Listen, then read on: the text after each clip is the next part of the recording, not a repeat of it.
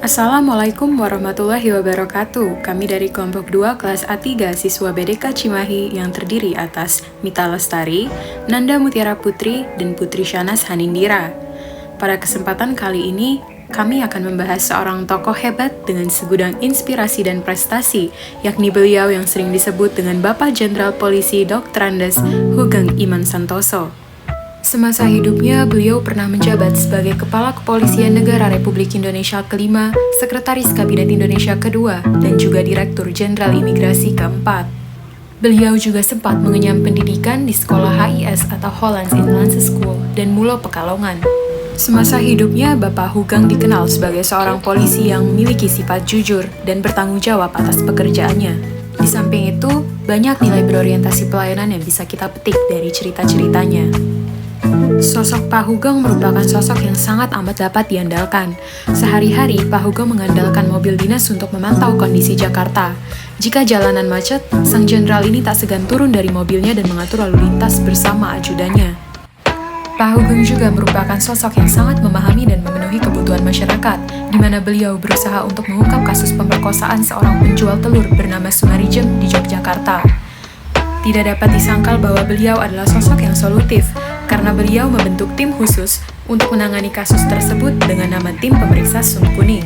Beliau dengan sifat cekatannya akan selalu terjun langsung mengecek kesiapan aparat di lapangan. Beliau bahkan pernah menyamar untuk membongkar sebuah sindikat peredaran narkoba. Maka sepatutnya lah Bapak Hugeng memiliki sejuta penghargaan seperti Bintang Mahaputra Utama, Bintang Gerilya, dan Bintang Jalasena Utama. Akuntabel. Ia dikenal sebagai polisi yang paling jujur dan anti korupsi, bertanggung jawab, dan berintegritas tinggi.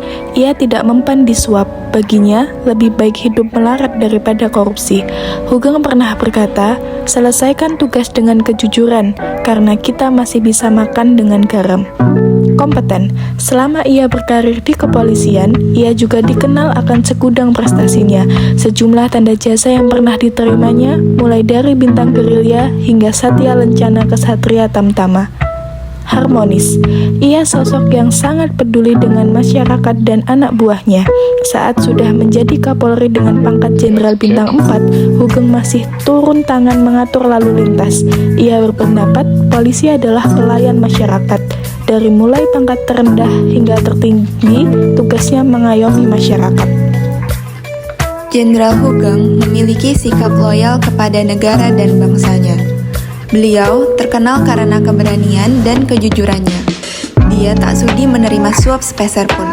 Barang-barang hadiah pemberian penjudi dilemparkannya keluar rumah. Kata-kata mutiara yang terkenal dari Hugeng adalah, baik menjadi orang penting, tapi lebih penting menjadi orang baik. Pada saat mendapat perintah pindah tugas ke Sumatera Utara tahun 1955, Hugeng mendapat tugas berat untuk memberantas penyelundupan dan perjudian di daerah tersebut. Ironisnya, terdapat utusan seorang bandar judi sudah mendekatinya. Tak lupa, dia juga mengatakan sudah ada mobil dan rumah untuk Hugeng hadiah dari para pengusaha. Hugeng menolak dengan halus. Saat rumah dinasnya sudah tersedia, rumah dinasnya sudah penuh barang-barang mewah, mulai dari kulkas, piano, tape, hingga sofa mahal.